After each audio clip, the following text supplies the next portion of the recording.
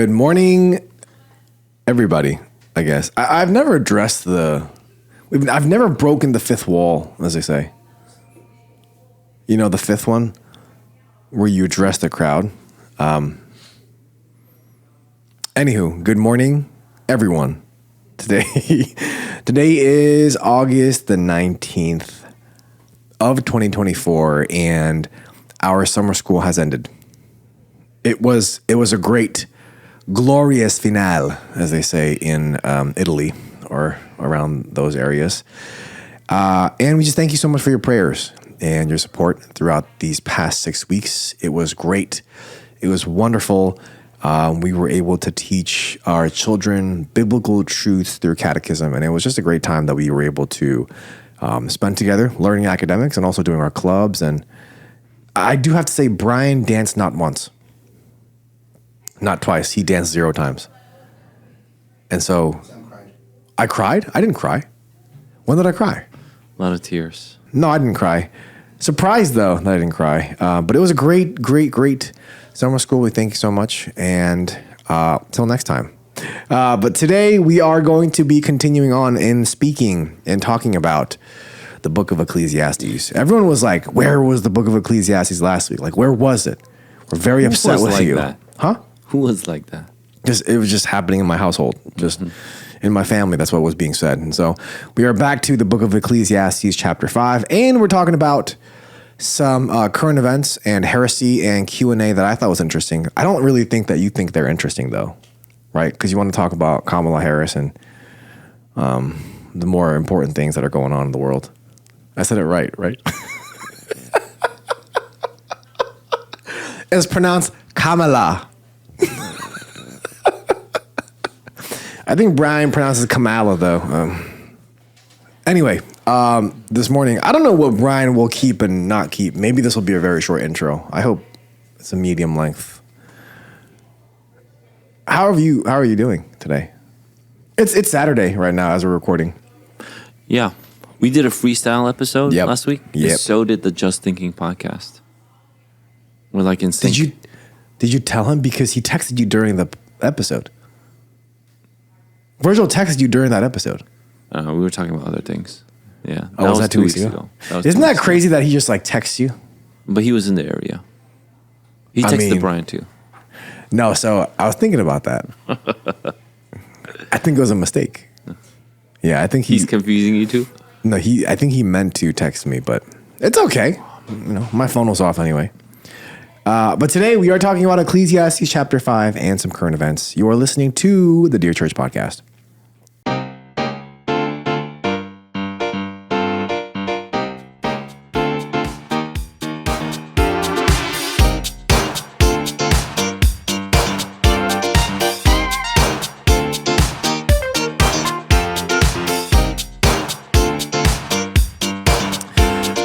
Welcome to the Dear Church podcast, where we exist to fill your ears and your minds with the study of God to see the world as disciples of Christ. My name is Sam Yang. So this morning we are talking about, we have with us Pastor Eugene. And she's like, that's how far we've gotten so far. Pastor Eugene, and she's like, and Brian, who's always just here. Always here. Really supportive. I love Brian. Today we are talking about the 5th chapter of the book of Ecclesiastes, and there were a couple questions that I wanted to talk about from this chapter, and I think a lot of times people can get a little confused when it comes to this particular topic, and I'll bring that up, but I want to just quickly read it for us first, and this is Ecclesiastes chapter 5.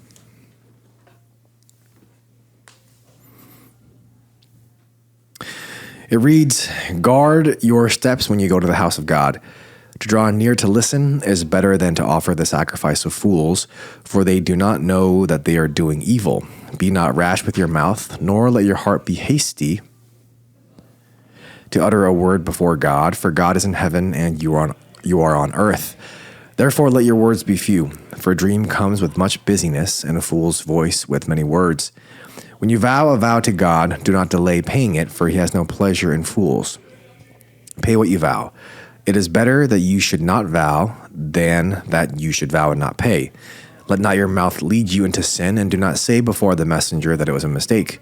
Why should God be angry at your voice and destroy the work of your hands? For when dreams increase and words grow many, there is vanity, but God is the one you must fear. If you see in a province the oppression of the poor and the violation of justice and righteousness, do not be amazed at the matter, for the high official is watched by a higher, and there are yet higher ones over them. But this is gain for a land in every way, a king committed to cultivated fields. He who loves money will not be satisfied with money, nor he who loves wealth with his income. This also is vanity.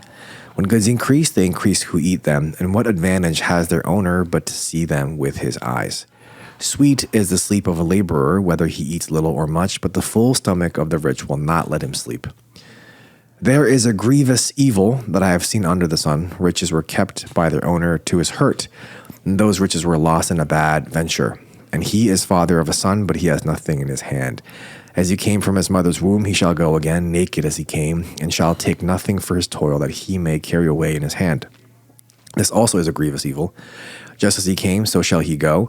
And what gain is there to him who toils for the wind? Moreover, all his days he eats in darkness, in much vexation and sickness and anger.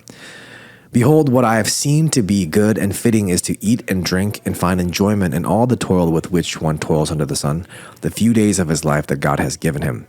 For this is his lot.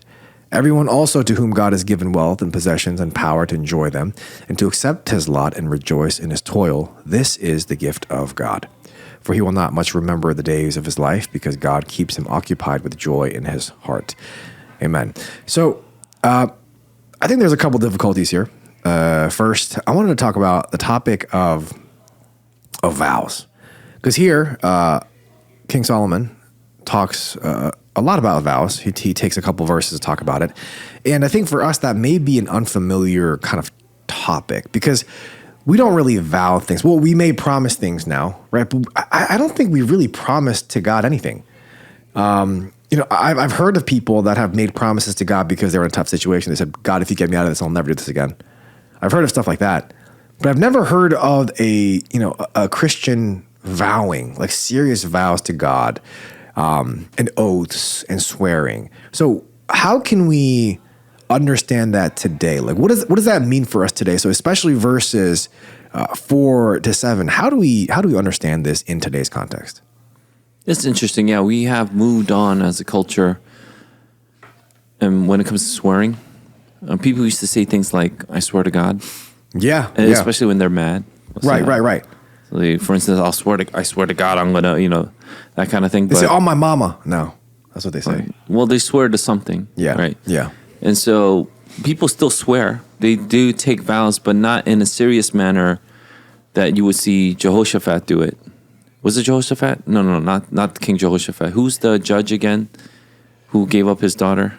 Oh, Jephthah. Yeah, Jephthah. And so Jephthah gave up his daughter to a vow because he said, if God gives it to me, whatever comes out my front door, I'm going to sacrifice to you, God. Right. And then, as soon as he comes back from victory, it's his daughter that comes out. Tough. So when you vow, you have to pay it. But so don't make a vow. Maybe it's a good thing we don't make vows like that willy-nilly anymore. But people made vows, and I think people still do, but perhaps not in the way that we think. Yeah. And so how do we make these vows now? It's it could be in your heart, I just need this so desperately. And then our instinct is to start to barter. So, give this to me, please. I'll be a good servant. I'll be good, and things like that. So people always have bartered, especially when they're kids. Let me stay up a little extra. Right. And then I'll be good the next day. And usually it doesn't work, right, with your parents. But people have bartered, and then in the vowing, I think people see it as almost a bartering system. Perhaps the reason why so many people don't vow as much, maybe it's a good thing, but the bad thing also is because we don't believe in God so much. So when things happen, we don't rely on God as much. We don't think about God, or we don't lift it up to the Lord in prayer. We just do it. We just, it's just terrible. And then we will blame God. Right. I don't know if blaming God is any better than making a foolish vow to God, but we'll do things like that, and we'll become atheists or Right. a nun, that kind of thing. NONE, right? And so we'll do things like that. But obviously, this goes to the heart of things. It's when you say something, do something. Especially when you say, "I'm going to do this for you, God," you do it. And it could be personal. I don't know if we could talk too generally about it now that I've talked about some of the trends our culture has gone to. But personally speaking, you want to be a pastor, you vow to God. Right? You make a vow to God. I'm going to minister, preach. I'm going to shepherd the people that you have entrusted me with. When you get ordained, you're saying? When you get ordained. I wouldn't know. That's a vow. Yeah. You make a Yeah. vow. And then when you have in your heart, this is something that I want to do, that's the vow you're working up to. Right. And so one of the things that you'll see a pastor do is that ordination is a vow as well. And a pastor cannot then break his vow. You can't abandon your sheep. You can't stop preaching. You got to keep at it. And that's one of those things where I would say, if you're going to make a vow to serve the Lord in whatever capacity, then keep it, whether it's an elder or deacon, especially as an officer of the church. But there are vows that we still do today. And I think these are one of the things that can stand out and serve as an example for us. So then are we saying that every vow that we make is before God? Because, for example, a vow that I could think of very easily off the top of my head is marriage, right? You make vows. You make that before God. Right. So you make that before God. So that marriage is not only with your spouse, but with God as well. So the interesting thing about the vow is that you always vow to something higher than yourself. Yes. You hold that as your, your judge, your arbiter. You hold that as the authority under which you make the vow. No one makes a vow, a vow meaning the vow on their own strength. Right. You can't, because the only person that could do that is God, like we saw in Genesis 17, because there's nothing higher than God. So he can only vow by himself with, the pot and the flaming torch. He makes a vow unto himself that he's going to keep the covenant, because there's nothing higher than God. But when you make a vow, when you made a covenant back in the Old Testament times, you would make it unto the higher power, which would be God. And so I make a vow unto God, I'm going to do this. And then who's going to keep that vow? You're going to keep it. Why? Because otherwise you are culpable to God. So is it the case then that even if we don't, say, I vow as God is my witness, even if we don't say that phrase, are we saying that every promise that we make, because we're swearing by No, who we is still greater? make vows today, even in, let's say, you give witness testimony in a court of law. Yeah. You'll have to swear by something higher than yourself. Right. And then so a lot of people put their hand on the Bible. Right. When people are, put into office, the president, the vice president of the United States, they have to solemnly swear that they're going to uphold this duty and, uphold the Constitution by God. And so these are vows that, the United States has recognized that when you uphold office, you have to make a vow to keep that office. Otherwise, you could do whatever you want, right? And so there's something higher than yourself that you make a vow under. So what I'm wondering is, we talked about, how we don't make vows in the traditional sense of what, how people made vows in the Old Testament. But I guess my question is, today, like you said, when we make a vow or an oath, we are swearing by something that is higher and understanding that God is the highest. Would you say then that every single promise that we make, every single one, is also with God and is therefore is the continuation of verses 1 to 3, because Solomon talks about not being rash with your mouth. And so could we think then that possibly every single promise that we make, whether it's with our kid, whether it's with our parents, our friends, our coworkers, whoever it may be, that every single promise is also a promise with God, knowing that he's the highest authority? Well, you could go to what Jesus said, let your yeses be yeses and noes be noes, instead of swearing by anything in heaven, because nothing is yours, right? Yeah. It's all God's. And he's getting to a good point where what you say should be what you mean. Yeah, yeah. You should mean what you say and say what you mean. And so those things shouldn't be, ever different. But there are vows that we have done in the Old Testament that perhaps we don't do as much now, or are familiar with. And those are things like the Nazirite vow. Yep. And so we saw Samson was to keep the Nazirite vow. Yep. A bunch of people, like even Paul, did it for a time. Remember, the Nazirite vow was for a time, right? Yeah. And that's when you won't, what? Samuel, right? Yeah. You won't cut your hair. No, you won't drink. and cut your hair, I think, too. Cut your hair. Things of that nature. Yeah. No, Samson was a special case with the hair. But He broke it, though, like many times. the Nazirite vow, Yeah. he did. But then there's offerings that you would give. There are, when people give offerings, or people would say dedicate things to the Lord, you could even see things like, well, let me find a verse that you could do as a part of a blessing. Let's say Numbers 21:2. Numbers 21, verse 2 reads, "And Israel vowed a vow to the Lord and said, if you will indeed give this people into my hand, then I will devote their cities to destruction." And so that's a vow. So Yeah. if you do this, I will do this. The reason why we don't do that as much anymore, I do believe, is because of Christ. Christ is our vow. And Christ is the one that now is the arbiter, the keeper of the new covenant. And so we know that everything has been fulfilled in Christ.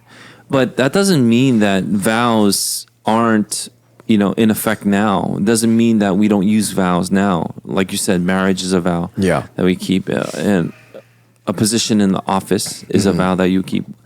But when we talk about like everyday things, should we do vows? And I would say, listen to what the teacher, the Koheleth, is saying. Be very careful of, vowing anything to God. And if you do, you have to keep it. And so, people in desperate times, we do kind of default to the vow part. If you don't have a kid for a long time, that's what Hannah did. If you give me this kid, I will devote him to you. And so the Lord gave her a kid, and then she devoted him to the Lord. And that's Samuel that you talked about. So I would say anybody now after Hannah, if you name your kid Samuel, you probably are thinking the same thing. He's devoted to the Lord. In that same spirit, right? I just got a haircut, though. Yep. Wait, so what's the difference then between a promise and a vow? Because a lot of us, all of us, can probably say many times in our lives we've made a promise.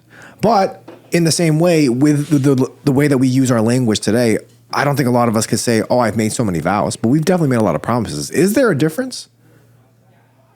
A promise and a vow? Yeah, because, or do we translate and understand a vow, an oath, to be a promise? Are they the same thing? Because we've made a lot of promises, but maybe not so many vows.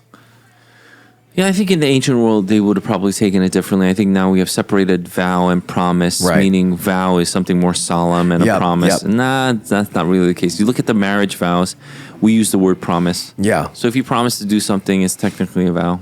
So every promise that we ever make, we should absolutely keep it.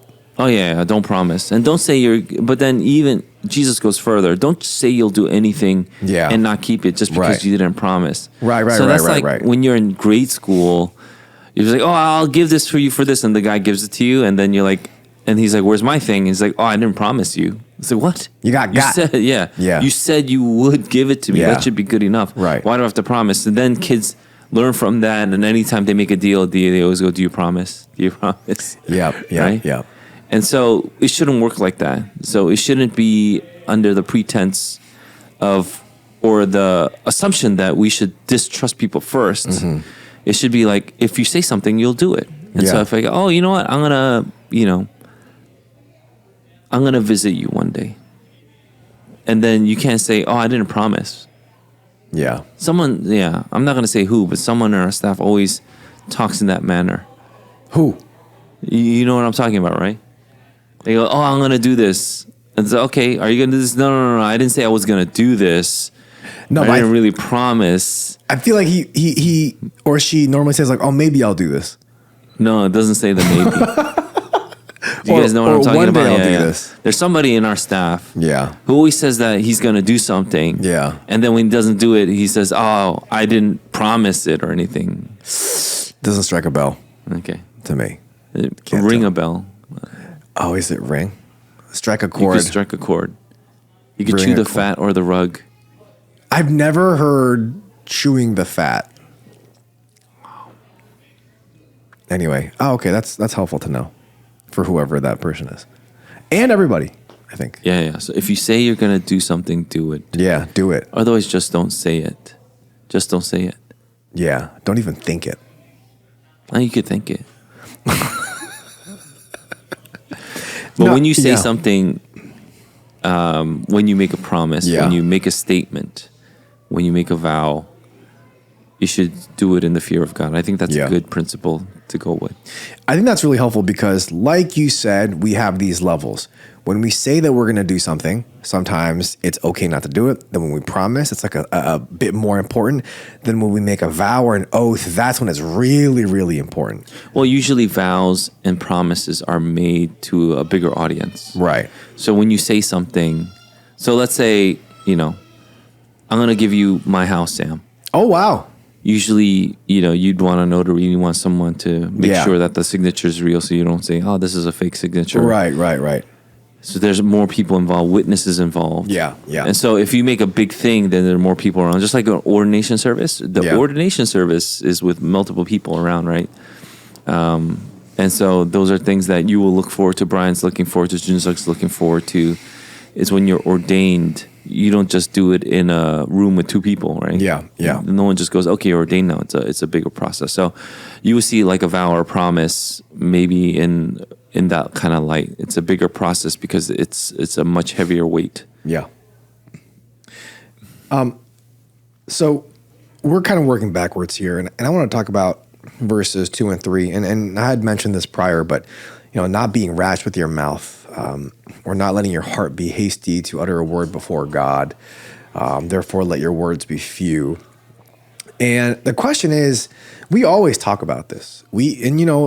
James talks about bridling your tongue, and how difficult that is. We could bridle all these different things like a horse or a ship, but it's just that hard to bridle the tongue. And it makes you think, is God-honoring speech really achievable today? Like, can this really, really happen? And how can we be better about doing this as a church? Because it seems to be very difficult.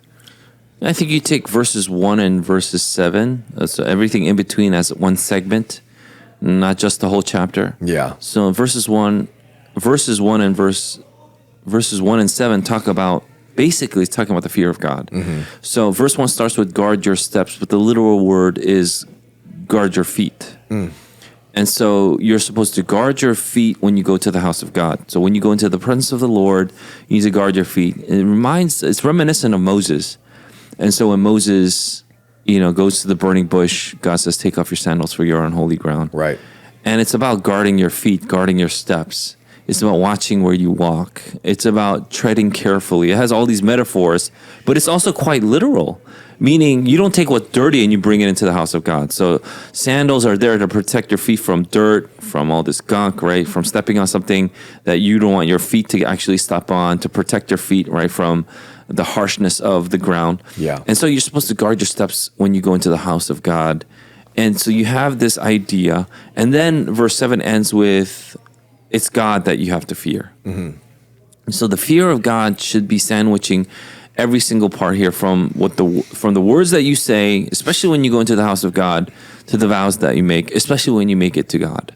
And so those are things that you kind of probably see when you go into a house of worship, when you go into the presence of the Lord. Then you guard your steps, make sure that you go in with the fear of God. Don't say anything willy-nilly. But then you might ask then, well, then outside of worship, can I say anything you want? Right. So for the Christian, it doesn't really work like that, where, I get it that there are some Christian sects out there that once you're on Sunday, that's Sunday, and then right when you get out, you start cussing. That's not really how the Christian life works. The Christian life is an extension of worship. That's why we say we start with Sunday. So Sunday's holiness kind of permeates throughout the week, and then we come back to Sunday. And then we talked about the eternal Father's Day, which was pointing to the eternal kind of Sunday that we have, the rest that we have. Right. So what we have on Sunday is lived out in eternity. And so that's something that we want to look forward to. We don't necessarily want to think like, oh, Sunday's this, and then the other side is completely separate. But there is some kind of separation. I get it. There is a transition that you go from the holy to the secular. But you don't say that my life is holy here and not holy in the other part, right? Mm-hmm. So there's a special amount of sacredness on the Sunday. And while you're in the secular, you bring that sacredness as much as you can into the secular. I think that's a better way to think. And so if you're, the qualm that you have with this passage is that, oh, how can I live this out outside of Sunday? That's what you're supposed to do. Yeah. Outside of worship, your life is supposed to be an extension of that worship. So you should live out in accordance with that kind of heart and attitude. Because I think that is the difficulty. Because I think a lot of us can say that the way that we act on Sunday at church with other people can be very, very different from the way that we act with our friends on Friday night, Saturday night, or whatever it might be. And so people can claim, oh, you're being so fake. You're not being real true to your true self. Like, not saying certain things, not making certain jokes, not being, a certain way. You're just being fake. How would you respond to that? Because I think a lot of people think that as the world thinks, the time that you speak your mind, that's when you're being the most genuine to your real self. Yeah, I think people should see that what you bring on Sunday is what you really want to be throughout the whole week. Yeah. And so let's even think about it this way. People see us in the podcast. Hopefully what people will see that is that what we are here in front of the cameras is what we are when the cameras are off too. Yeah. Except Brian edits a lot out. So I don't know. Censorship. You might be getting a little more demure, a little more pure. What is that demure thing that's going on? I don't even know what that means. I mean, you have Google. People have been saying demure. Oh, it means reserved, modest, serious. I am demure. Okay. But I would say that would be the ideal that you want to keep. Yeah. And when people live double lives, that's the problem. On Sunday you're one way, on Friday you're another. Yeah. On Sunday you're demure. But on Friday you're just mure. You're raucous. Raucous. Oh, like R-A-U. I knew that one. That's not. Making or constituting a disturbingly harsh and loud noise. Example, raucous youths. Is that what you meant? Yeah, so on Friday nights you go out and you party and you're like, wow, this guy's crazy. Party I didn't know he was people. that crazy looking at him on Sunday. Yeah. And so you live this double life. That's not how we should live. And that's not the point of our life. So I think a lot of people think that, I'll go on Sunday and this is the kind of, attitude I should keep. This is the kind of outfit I should have. Yeah. But on Friday, it's a completely different thing. I also think that sometimes people think, I don't want to be the stereotypical Christian. Like, because when we, tell our friends that we're Christians, like, you're a Christian. How come you're partying like this? You're a Christian. How come you're drinking and smoking like this? It's because you want to keep it real, right? So, but right. by saying we're keeping it real, we're saying we're keeping it real secular. Oh, yeah. That's what people really mean. Yeah. We're keeping it real worldly. That's what we want. That's not what real is. If you really do believe that the true and real self is the new creation that you have been given by God, by the death and resurrection of Jesus Christ that has been imputed to you, then the real you is the holy you. Yeah. And that's what you want to be able to convey and express, not this worldly thing. And so I get it that people want to be like, this is the real me that I just want. And so when they go, this is the real me, that's when they start cursing, when they start like using foul language, and when they start talking a little more brash and more openly. Yeah. I don't think that is the real you.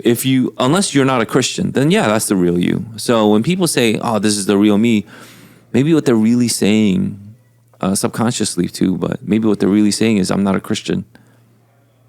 The fake me is the one on Sunday. Yeah. So they're not Christian. Yeah. No, I only bring this up because I've heard this multiple times. It's like, I am a Christian, but, like, but I'm also real, or like, let me be real with you, even though I'm a Christian. Like, let me be honest with you. Like, as if your identity deep within is just this terrible sinner that has nothing to do with God. And so you let that out, and you're being real. You're being vulnerable. You're being yourself. I mean, there can be, instances where that might be necessary.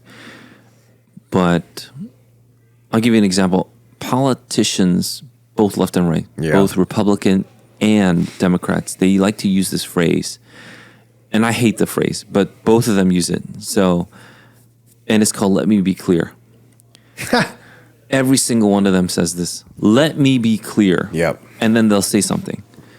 And I want to say, dude, or dudette, just be clear from the beginning. Yeah.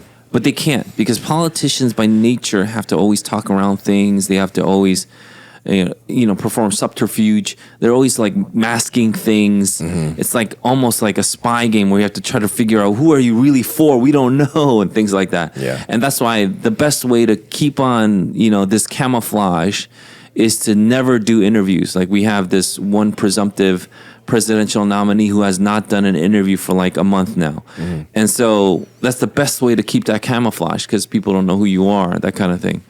And so one of the things that they also do, a skillful politician, which she is not, but a skillful politician will mask themselves with words, which is just as bad, by the way. Yeah. It's just they have skill to mask their, their conniving ways. Camouflage Kamala. That's a new one. That's a nice one. Actually, that's a nice one. Thank you. Yeah. I was thinking Kamila, but... But yeah, I mean, those are some nicknames that are going out there because that's exactly what she's doing. Yeah. And so one of the things that we get to see in life is, look, what Kamala Harris is doing is kind of obvious and overt to the regular person, but maybe you don't even see it in one of the smarter politicians. And they'll continue to talk, and they'll have actually zero substance. Like, what is this person actually saying? I have no idea. But they'll talk a good game. And so those are things that you have to watch out for. You don't want to be that person who no one understands, even after you've talked for like an hour. Like, I think people listen to our podcast, and hopefully people know exactly where we stand on, let's say, things like abortion. Yeah, I think we've and then if you say that you are for abortion, we're pretty clear. You are for murder. Yeah. It doesn't matter what stage of life the infant or person is. You kill the baby, you're performing murder. Yeah. That is pretty clear. I don't want to say so. Like, the subterfuge, like the confusion comes in where people are like, oh, after 8 weeks. It's like, what does that have to do with anything? After 12 weeks, I'm going to sign something. Yeah. What does that have to do with anything? And this is, the presidential nominee on the other side now. 16 weeks.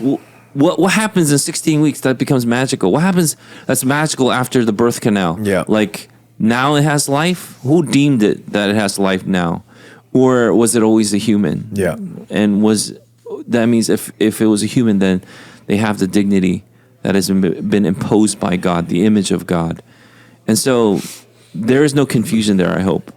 But then, politicians always try to talk around it and things like that. And I don't think they should. I think we want someone that is upright, that holds to the rule of law as been given by the word of God, that is clear on things like the sanctity of life, because that's what this nation was founded upon. It was founded upon the laws of God. Yeah. And you can't do that. And then, even people that would argue against slavery would argue using the Constitution, using the Bible, saying people were made in the image of God. All men were created equal under the Creator. And that's what they would argue from. And that's what I hope that we can continue to say. I think now the big argument is babies are made in the image of God. Babies are part of the all men are created equal part. Yeah. And so they deserve life. Yeah. They deserve to live. We shouldn't just kill them. So I want to move on towards the end of the passage that we read today. And that is, I guess, verse 18 and on. And I'll read that for us. It reads, "Behold, what I have seen to be good and fitting is to eat and drink and find enjoyment in all the toil with which one toils under the sun the few days of his life that God has given him, for this is his lot. Everyone also to whom God has given wealth and possessions and power to enjoy them and to accept his lot and rejoice in his toil, this is the gift of God. For he will not much remember the days of his life because God keeps him occupied with joy in his heart. If we understand that wealth and possessions and power to enjoy them is the gift of God, and this is kind of contrary to what a lot of people have been raised in the conservative Christian circle to think. Like we act as if Christians have to be poor. Like that's just what you have to be. If you're rich, then you're just sinning. But if we understand that possessions and wealth and power is the gift of God, how do we apply enjoying this? So on the one side, those of us who have wealth and possessions, how do we wisely apply this? And on the other side, those who do not have wealth and possessions, how are we to understand this? And because when we compare ourselves, and especially because we live in an era where we are constantly comparing ourselves to others, this might lead to bitterness. And so with those who have, how do we wisely apply this?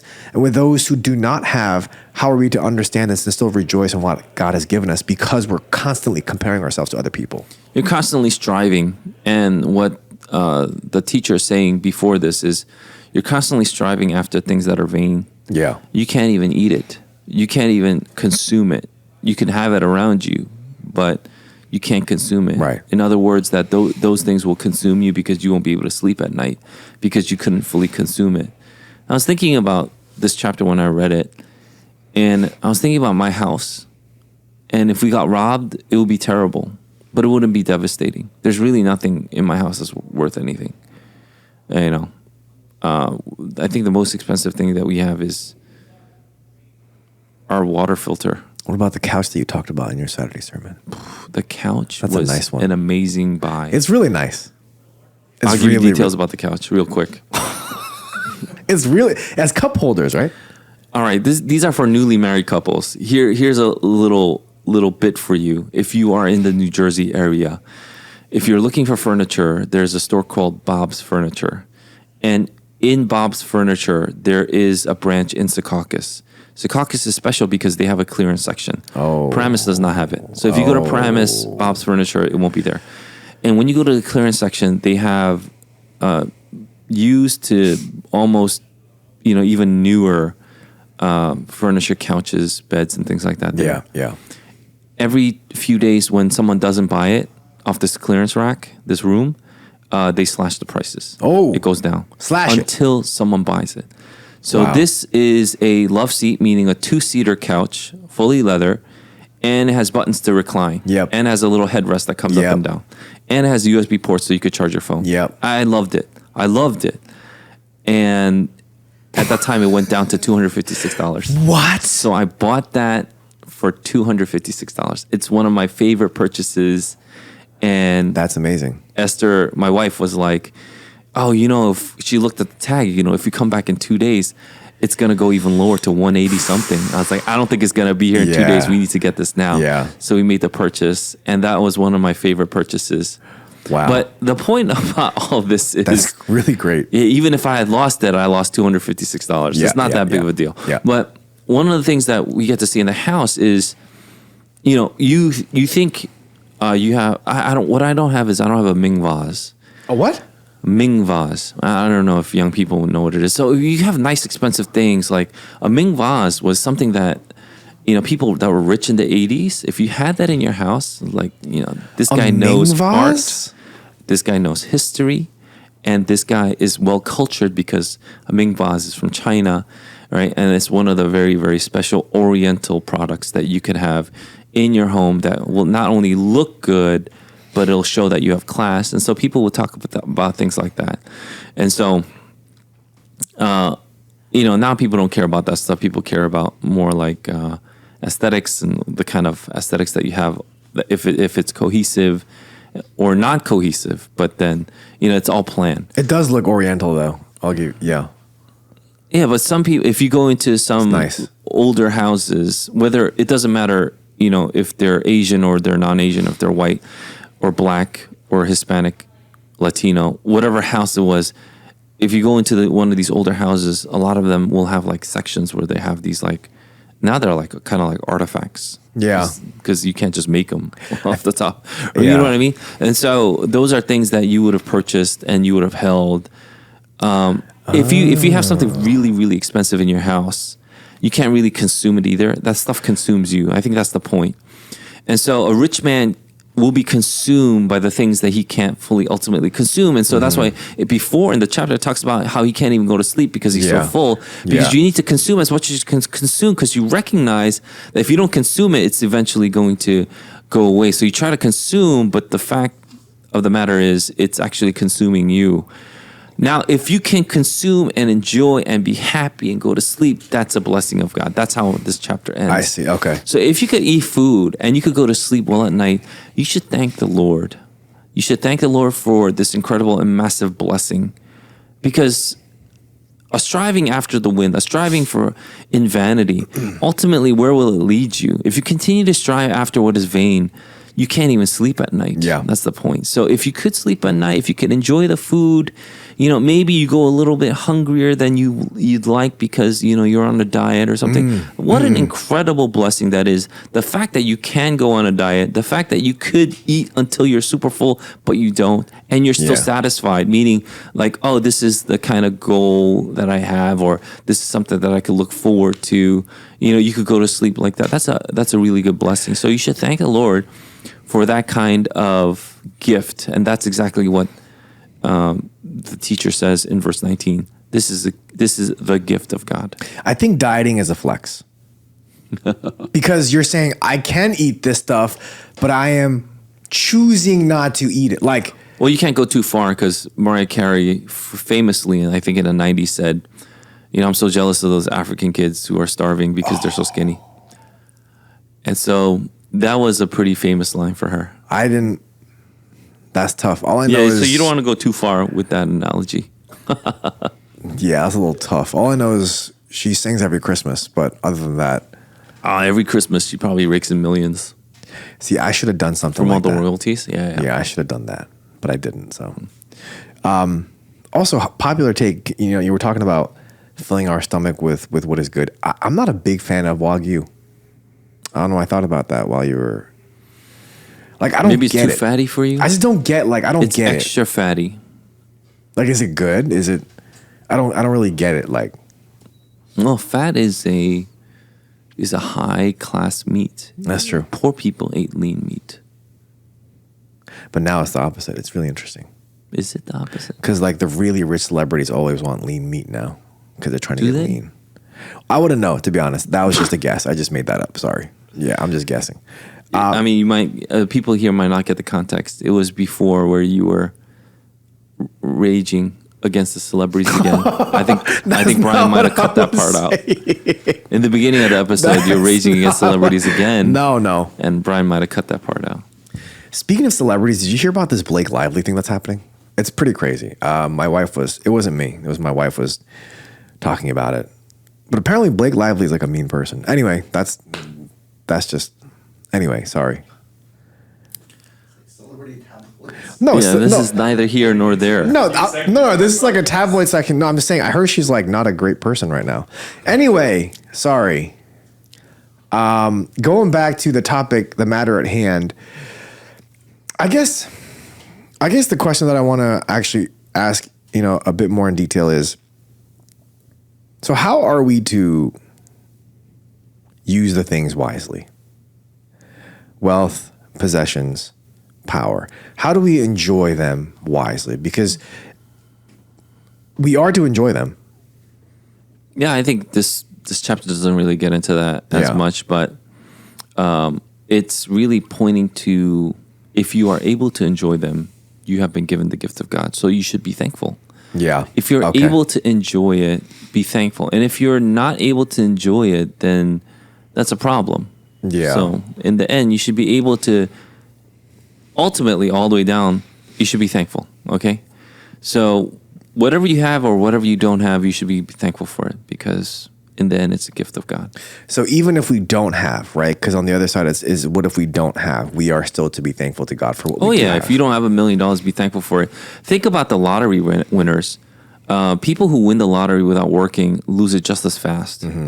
And for the most case, they end up worse. They end up actually worse than they were before they won the lottery. Even the smart ones who are trying to be as smart as they can, they've already planned it out.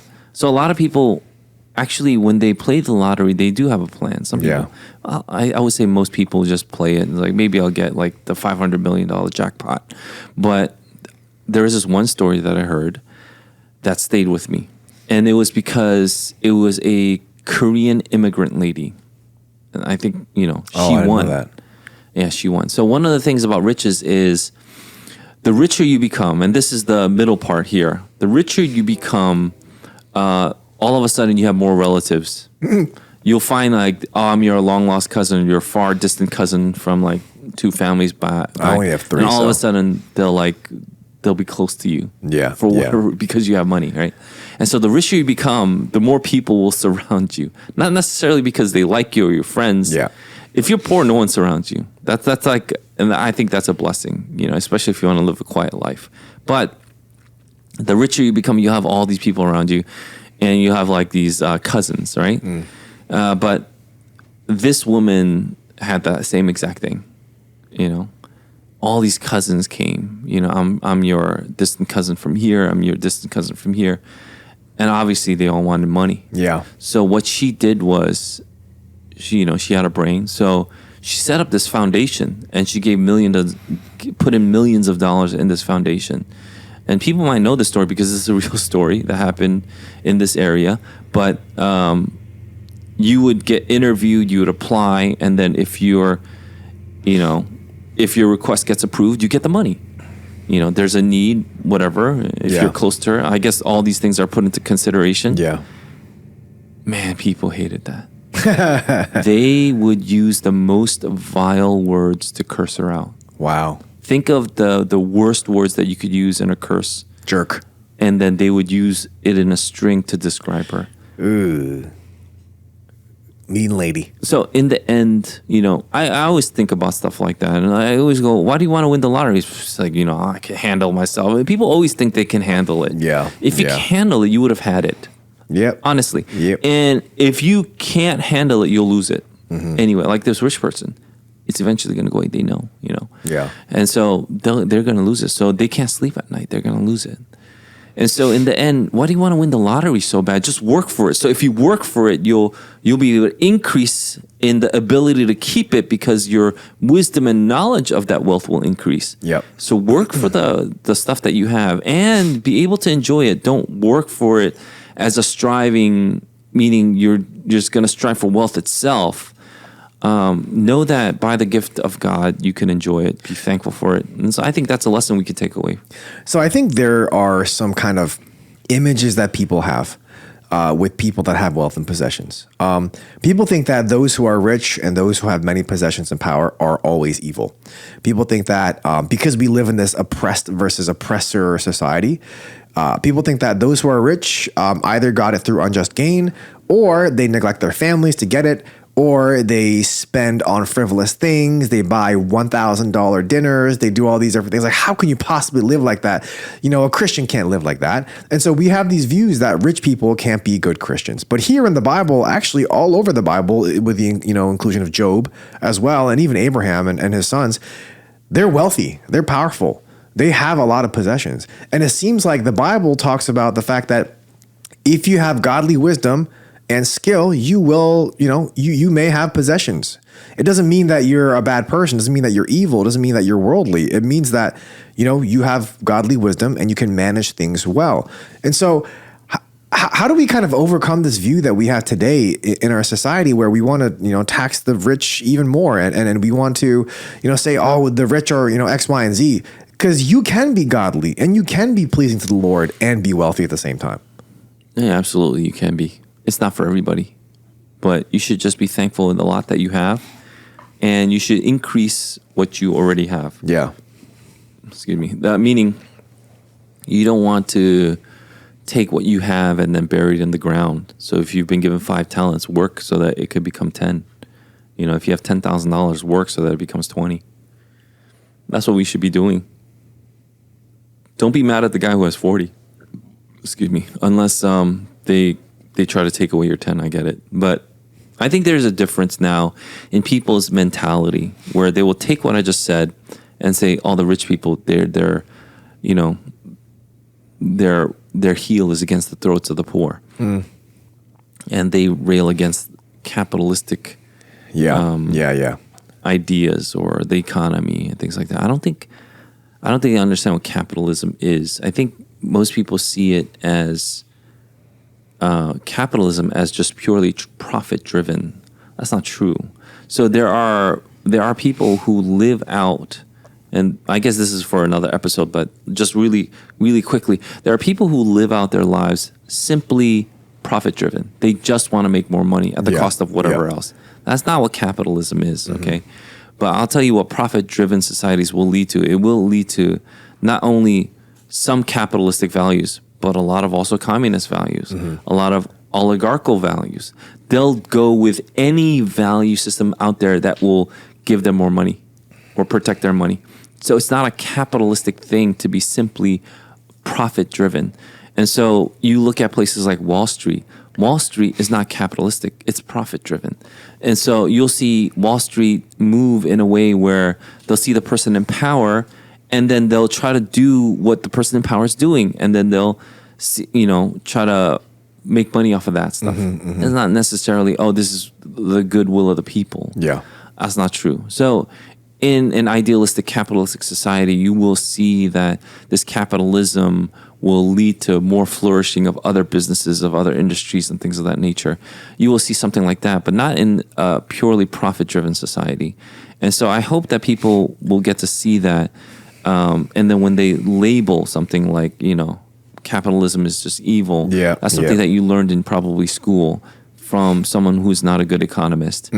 And what we want to do is we want to keep a society which allows for the thriving of businesses and ventures, and risk is rewarded properly, right? Individually, properly, and not beholden to the state. And that we will be a good, virtuous people, a moral people that will be able to do that. So that's why you'll see people giving more to the poor, or having poor communities protected a little better. That's from a capitalistic society. Communistic societies do not do that, despite what people are telling you. When you go into socialism and capitalism, poor people get poorer. And this is what exactly happened in Russia when communism was at its peak. People come to the United States, and then people, famously, there's a scientist that came to the United States, I forget his name, and then he decided to go to the supermarket, and he was just in awe.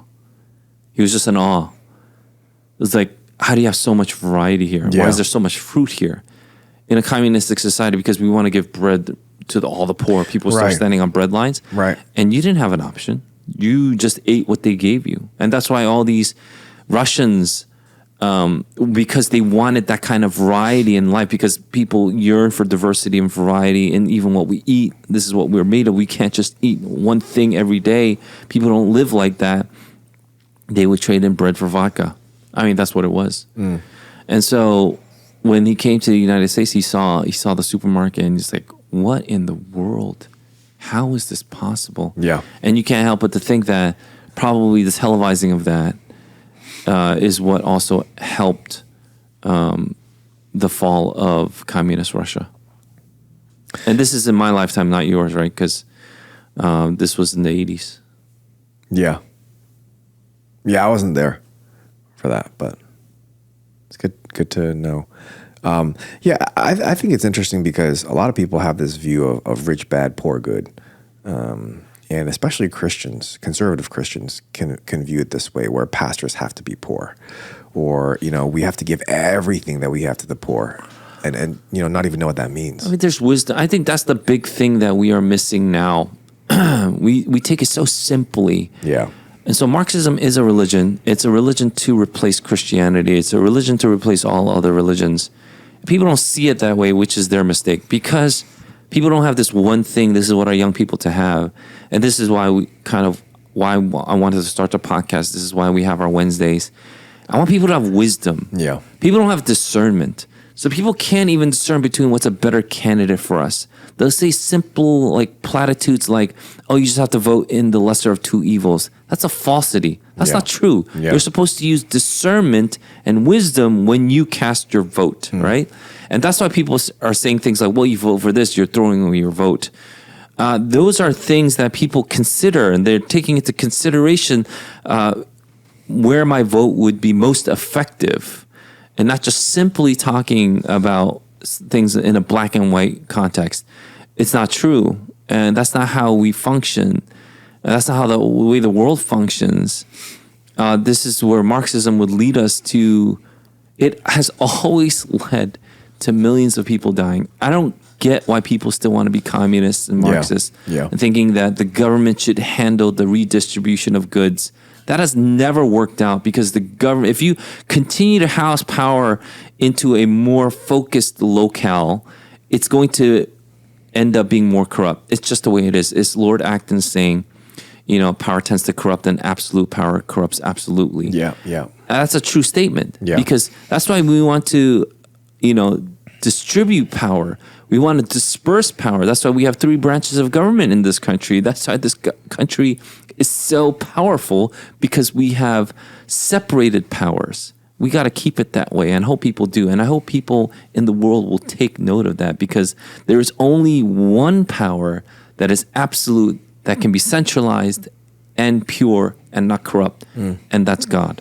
And so remember God as king, and God is the one that distributes authority. It's not God and then you have Sam Yang who controls the world. If that's the case, then that means Sam Yang is the Antichrist. I was just sitting here.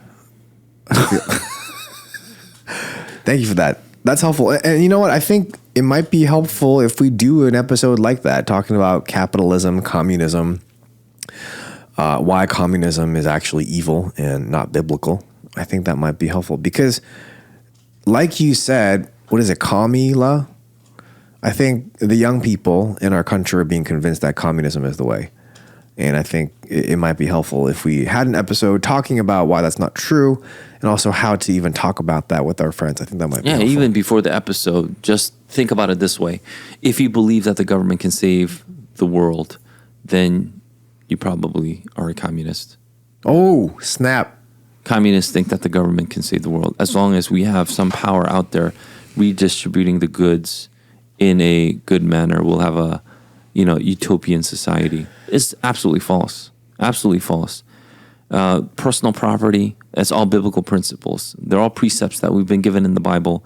That's why there is a basic rule that we go by. Thou shalt not steal. Yeah. That means the government can't steal my stuff either. Yeah. Not everything that I have belongs to the government. Otherwise, we are living in communist China or, North Korea. Yeah. It's a terrible place to be. Yeah. But we could go over some of the nuances and why, that'd be helpful. We could have some images even from China coming in that doesn't seem all that bad. And so we could talk about some of the nuances there too. Is calling someone a commie a bad thing? It used to be. But now it's like, it's chill now. I don't know. Communists have no idea of basic economics. Oh. You can't. The more recent thing that Vice President Harris said was they're going to put price caps on goods, and people all went after her, saying this is the worst thing ever. There's never been a good outcome from the government putting price caps on foods and goods like that, because it's basic supply and demand. You don't even understand economics 101. Yeah. How are you going to run the country when you need way more than economics 101, when you don't have economics 101? And so that's a problem. That is a problem. Don't put price caps on stuff from the government. The government does not know how to dictate supply and demand. Yeah. That's why, and every time they do, and they continue to increase the flow of currency in the nation, that's why our inflation goes up. They don't know what they're doing. Yes, I would say, it's about incentive structure, not actual, your hands on our currency. They're so bad. What are you gonna do? They're bad. Well, stop voting these fools in. I don't understand. Yeah. We keep on voting these fools in because people think that they're going to save us. No, they're not going to save us. Trump is not going to save you. Harris is not going to save you. Biden definitely didn't save you. They're not going to save you. Tell them to do their role, do their job, and that'll be beneficial to us. What is their job? And you got to know the government's job. And it's not to take possession of your goods to redistribute it. If that had been the case, then every empire would have done that. No empire was able to do that. From the Babylonian Empire to the Roman Empire, you couldn't take care of everyone's. Every time they did that, that's why there were revolts. When Roman, the centurion army would come and they would ravage like a little village. That's when these people would come up, and then you would have zealots. Yeah. Because they thought they could do whatever they wanted. And that's why the Roman Empire had to come down. You can't do stuff like that. And they would send representatives like governors, like Pontius Pilate. That's why all these things happen. And people got to know government. People got to know regular, basic government and what the republic was and why we have a government now. Instead of thinking, oh, the government could just take all my money and just give me a paycheck and I'll be satisfied. And it's like, what? That's terrible. Don't you know what the stimulus? All these young people love the stimulus checks, and they destroyed our economy. Yeah. They're the ones that it's because of all these stimulus checks and this quote unquote free money that we got, that we had to pump more cash in. And if you pump more cash in, guess what happens? Every single thing goes up in price, because just because you pump more cash in doesn't mean apples and gas will stay the same price. It means it'll naturally go up. But not only did they pump in cash, they affected the supply chains with regulation. What happens? That means there's less supply. So you have all this cash, less supply, inflation's going to skyrocket. And, everything's going to go up. It's just basic. You know what I'm saying? So these basic things we don't know because we don't have, and I'm getting to the bottom line of it, is we don't have discernment. This is what we should pray for. If you're a young person, maybe you're an old person, you need discernment, you need wisdom, and that's what you should be praying for. Yeah. Way is dumb expensive right now. Like dumb expensive. It's nasty work. They're really trying to make us smaller, I think, in all types of ways. But all types of ways. Yeah, like physically and just like intellectually. Anywho, thank you for that, Pastor Eugene. And we'll move on to current events. And this one I thought was really interesting.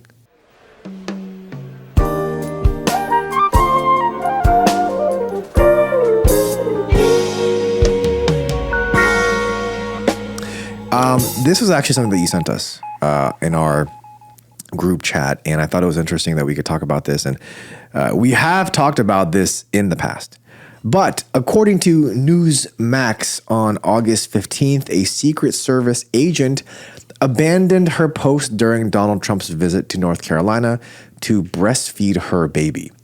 And Matt Walsh, the political commentator, social commentator? What is he? Just a commentator. He tweeted, "It's absurd for a Secret Service agent to be breastfeeding on the job. However, it would also be absurd for a Secret Service agent to breastfeed at home on her own time. It's absurd and morally grotesque to have mothers of young children in a position like this at all. A Secret Service agent has to be prepared to throw themselves in front of a bullet. A functional and decent society does not ask mothers to do that for anyone but their own children." Now, I thought that made sense. And then you scroll to the comments, and it's a crazy place. It's a crazy place to be in. And I started reading all these comments and I don't understand why people think this way, but I think maybe people do think this way, and this is something that we could address. Someone tweeted, "Yes, how awful, Matt. She should have been at home cleaning, watching her child, and preparing a meal for his spouse upon their return from a busy day at the office." This is obviously said in disdain. Mm-hmm. Another person says, "How are mothers different than fathers?" That's the terrible question. What are you talking about? But it's crazy that this is the world that we live in. This is the society that makes these things acceptable, and the people don't even know the difference between a mother and a father. And I don't know. I don't know how to even begin addressing why it's wrong that a breastfeeding mother should be a security service agent. Like that should not happen. So how do we address something like this? We've talked about this before with the whole security service thing and women protecting men that are bigger than them. So how do we think through this then? What do you mean? I don't know, to be honest with you. I asked the question. I was you just thought this was like an incredibly crazy thing to even have. So how is this even a real story? To have first and foremost. And then I thought, you know what? I'm going to go in the comments and read all the support from Matt Walsh. And people are asking, how are fathers different from mothers? And like, why can't a breastfeeding mother do this? Like, what are you talking about? Are you crazy? Yeah, I think this goes beyond just simple conservative versus liberal. People don't understand anything now. People don't understand anything. I mean, what's the one reason that we have things like the newer technologies for women that have helped? Newer technologies for women that have helped are so that they can continue to work. Yeah. Yeah. Like tampons or pads or anything like that. That's so that they can continue to work, right? Mm-hmm. In the past, people would just rest at home. Tampons and pads are a recent invention. They would just rest at home. And obviously there was some form that could, protect them and alleviate some of that rest, but they definitely weren't running around like they are or they're made to do now. In the same vein, breastfeeding has gone to a place where now you can pump and, we both had small children that our wives breastfed too, but, they could pump so that they could continue to work. The whole point is working. Right. But when you're in the Secret Service, it's a different level. And that's what Matt Walsh was trying to point out. And that's what a lot of people noticed. When you're in such a high stress environment where you need to be on 24/7, especially when you're trying to protect a target, protect your mark, right?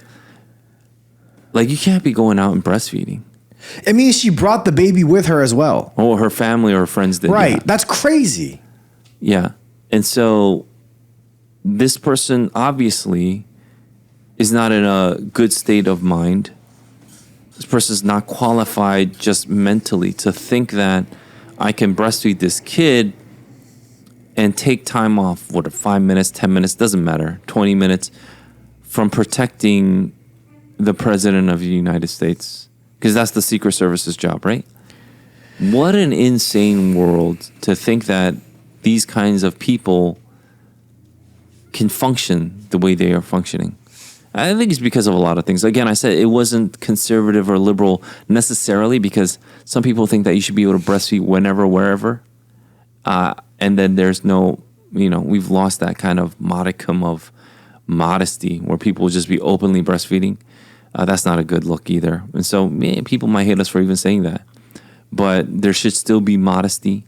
There should still be, decency. You want to hold to a decorum of decency in any kind of civilized culture.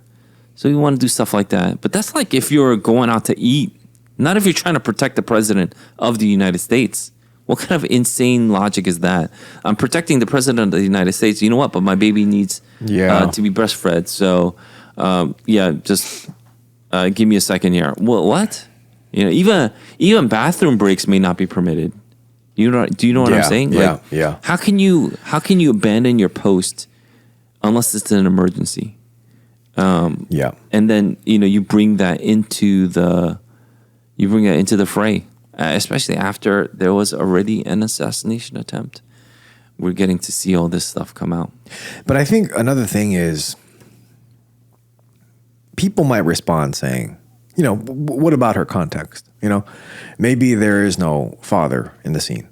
She has to make a living. She has to do what she's got to do. And so she's breastfeeding on the job. She's taking care of two things that are very important to her at the same time. What a beast. What a queen. Yes. What if people say stuff like that? Like, how do we respond to stuff like that? Yeah. I mean, she's not doing both well then. Yeah. Yeah. And I would then say, who are the people that are around her that are allowing her to do this? Because you're endangering both the president and your baby and yourself. Yeah. Everybody. It's a lose-lose-lose. Yeah. It's pretty terrible. But this is happening out there. It's just absurd. I think that's the word he used. It is absurd. It's nonsensical. And that's the stuff that we're seeing happen. And it's happening in the higher echelons of society, like the protection of the president. We're seeing things like that happen. And that's why we're trying to say, look, this is not like some regular old security guard shindig. No. This is the president of the United States. Yep. This is something that is really, really heavy and serious. What are you doing? What are you doing with a newborn infant? If that is the case, it'd be worse if the kid was like 3. I don't know, but this is terrible. Yeah, that is the world that we live in, and so I think we need to continue to pray for our country and our world, that our mothers, our wives, our daughters would be safe, and that the men would man up and protect our families. Next on heresy or not. This is a tough one for me. What's wrong with you people?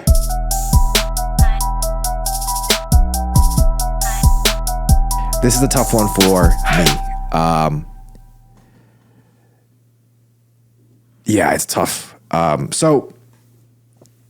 you'll know why I said it was tough in a minute. But Timothy Keller, on August 14th, 2024, I think this is probably someone in their organization or maybe one of his children, tweeted this. And this was an excerpt from a sermon that he gave. And so from the Timothy Keller Twitter account, someone tweeted, "No one has ever learned that he or she is a sinner by being told that they are." I don't know why this individual tweeted this, because it's not true. But then they backed it up by going to a sermon that Pastor Keller had preached. And this is a transcript of it. And I'll just read, this is an excerpt, right? And so I'll just read that excerpt. And it reads, "All right, just like that, half an hour maybe. No, that's Hollywood. When it tell you how it works in real life and reality, you never, ever, ever, ever, ever, ever, ever, ever become wise like that.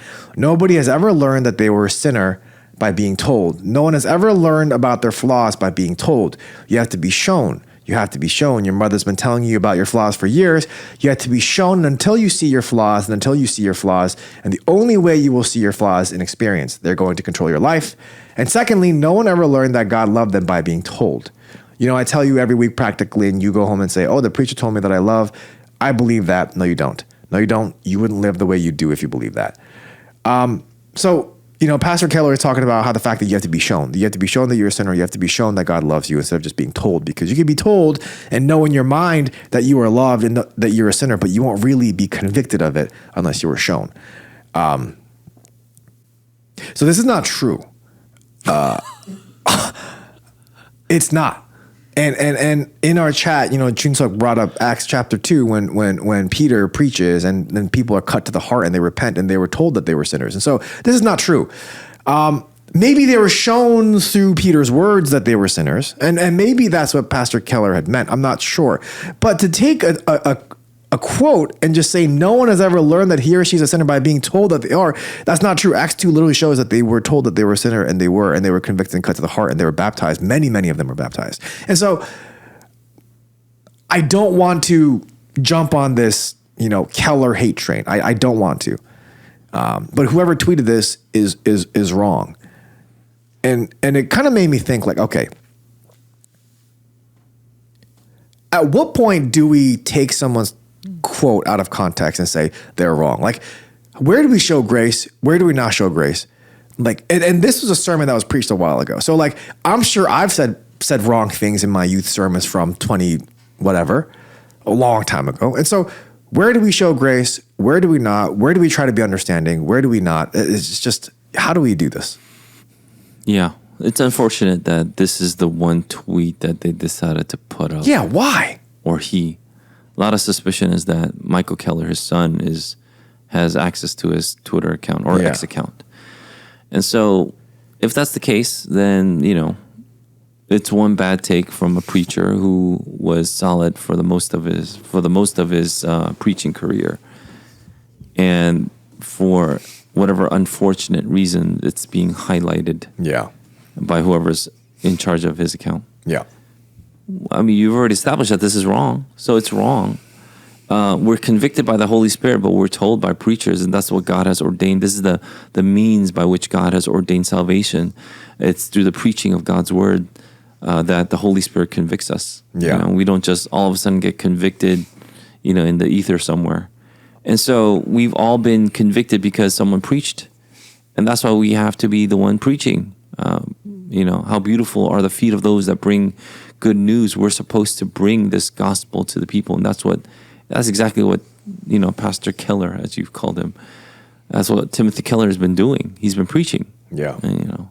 And so this is just a bad take. I would say, we try to get the benefit of the doubt whenever we can, especially if their overall body of work has been beneficial. Yeah. And so this is just a bad take. Yeah. And, no one's going to have all perfect takes. I don't agree with everybody. But at the same time, why do they have to all agree with me? Why do I have, the best take on everything? That's not true either. So the best thing that we can do is not about my take or his take or your take. It's about, does it match the Bible? And so immediately our Junsuki producer went to Acts 2, but it's all over the Bible. Mm-hmm. God uses preachers to convict the hearts of the people. Even when they sin, God would send Moses, because if he came himself, we'd all be dead. Mm-hmm. That's what it is.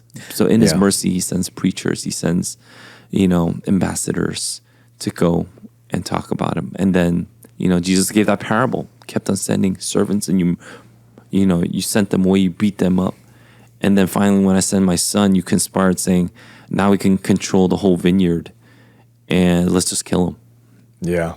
And so that's a parable that we can remember. Whatever God says in his word, let's follow that. And if someone's in error, we point it out through the word. And so the word must be preached. It is one of the most powerful, ordinary means of grace that we have received. And that's something that we should continue to remember. It's a bad take, I would say. I don't think he believes it. Otherwise, he wouldn't be praying for. Yeah. He wouldn't be preaching, I mean. Right. Because what's the point if, he just needs to go and show people. It's kind of crazy because whoever tweeted this, I mean, like you said, there's a lot of examples in the Bible. Even Jonah.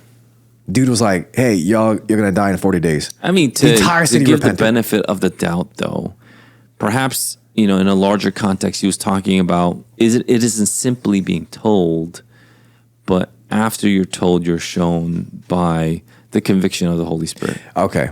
So, I mean, we could go there. So unless the Holy Spirit takes the words that were preached and convicts your hearts with those words, then you won't know that you're a sinner. Is that what you're saying? So we could give the benefit of the doubt. It's just that this quote does nothing. No. For that. And I think, I also wanted to bring this up because I think a lot of times, especially in the Reformed circle, we just like jump to conclusions and we think, see, this person was, how I thought he was, or this person wasn't good. This person isn't right. See this quote right here. And we take one little bit from their sermon that they preached a long time ago, and then we just kind of just blame this person. I don't think we should do that. I think we should show generosity and we should give people the benefit of the doubt, especially if they're a brother or sister in Christ. Yeah. And if you want to judge someone, you probably have to judge them by the body of their work, not just one thing. Yeah. There's a lot of things that we can judge people by, and nobody's perfect. So we shouldn't venerate someone like they're Jesus. Mm-hmm. Everybody has their flaws. I'm sure R.C. Sproul had his flaws. I just don't know him. Mm. I tried looking for him, but I couldn't find any. He wasn't the perfect golfer. No, I think he was pretty perfect. Like, he didn't win all of them, I'm sure. I don't know about that. He may have. He's like that record where he has like 42 hole in one on, what is it called? Yeah. In North Korea, where he's the best golfer in the world. He has 42 hole in ones. Yeah. Probably in a row too. He just can't miss this guy. He hasn't missed a hole in one.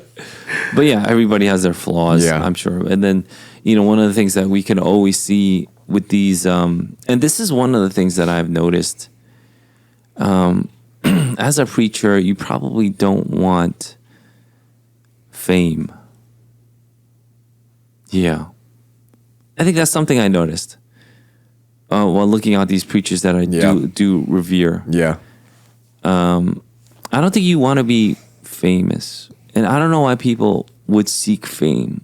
I don't know if you want TikTok fame. I don't think you'd want any of that kind of fame. I think what you should do as a preacher is pastor well. Pastor well. Yeah. And there's this great Renewing Your Mind episode where they did, this past week, where they reposted a Ligonier Q&A. Yeah. This is the one that Junza went to, but none of us were able to go. And it was about preachers, pastors. They're the ones that, your pastor has been called to take care of you.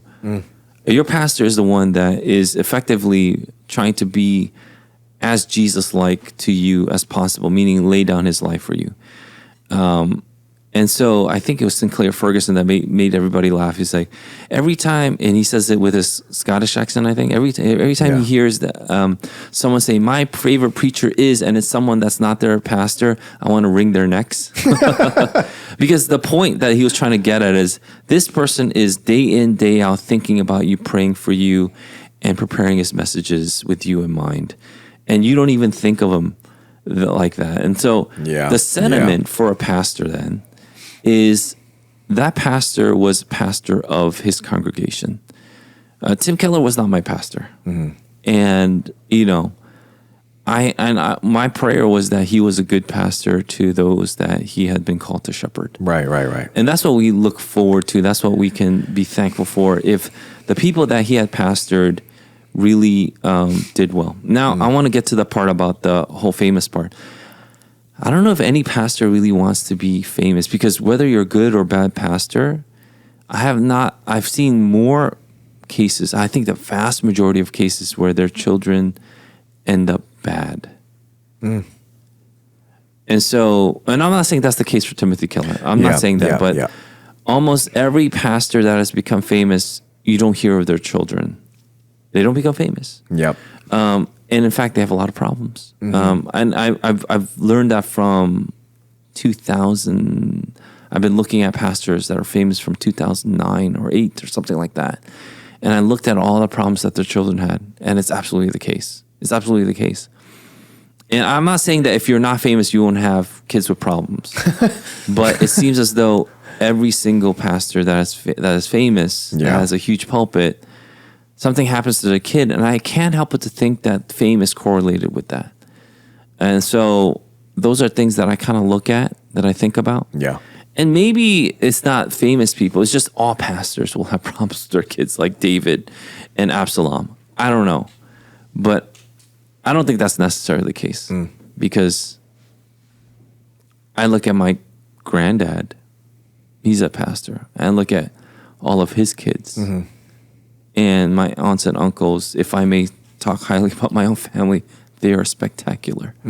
But my granddad wasn't famous or anything like that. He knew famous people. So in his funeral, a lot of well-known pastors came by and gave sermons and eulogies. But, so I don't think that's always necessarily the case. Yeah, but that's something I've been thinking about. It's kind of a hot take. Yeah. Not necessarily backed up by, a substantiated amount of evidence, but it's something that I have been thinking about. I think it makes sense. I go out of my way not to be famous. So succeeded so far. It hasn't caught to me yet. I think you get very sad when you get a dislike on a post. No. Fame chases me. Doesn't it kind of like make your heart skip a beat when you look at like the likes and dislikes that our videos get? I just don't look at them. Fame chases me, but I have outrun it. Yeah, that's wisdom. Wisdom is chasing you. Brian, I know that. I was you're making faster. a twist on it. Brian, he interrupts for the most. Well, you're a twister. It's not a slim tornado. It's just a tornado. I don't know where slim came from. I always imagine like the big tornadoes, they're called like, I don't know, like cyclones or something. But the little ones are twisters, I think. I took meteorology in college. I don't remember anything. I got an A though. That makes some sense, but why does like my cyclone versus twister? I don't think it's true, but it could be true. Versus little itty bitty one. Yeah. Anyway. So twister is something that just, might ruffle up some No. some garbage on the So ground. they're real quick, like they're tiny, but they're little fast little ones, and they ravage a farm or something. So what's a tornado? A tornado? That's the big ones in Texas. Yeah, they look at that tornado.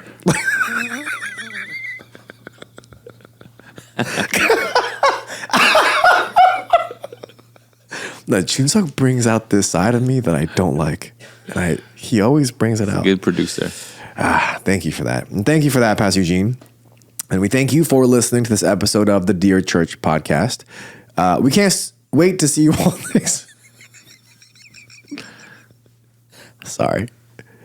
We might be at the zoo right now. It's Monday. Depending on the weather, we might be at the zoo today. So Why are you telling them where we were? don't come looking. Hey, if this releases on Monday morning, people might just show up at the zoo. No, don't show up at the zoo, please. We didn't tell them what zoo. It's Bronx Turtleback, Zoo. so don't Oh. go to Turtleback. Stop telling him actually where we're going. It's the Bronx Zoo. Yeah, I can't wait. False lead. No, I can't wait because there's so many animals there. I can't wait. We can't wait to see you all next week. We hope and pray that this has been a blessing in your ears. Fight the good fight, finish the race, keep the faith.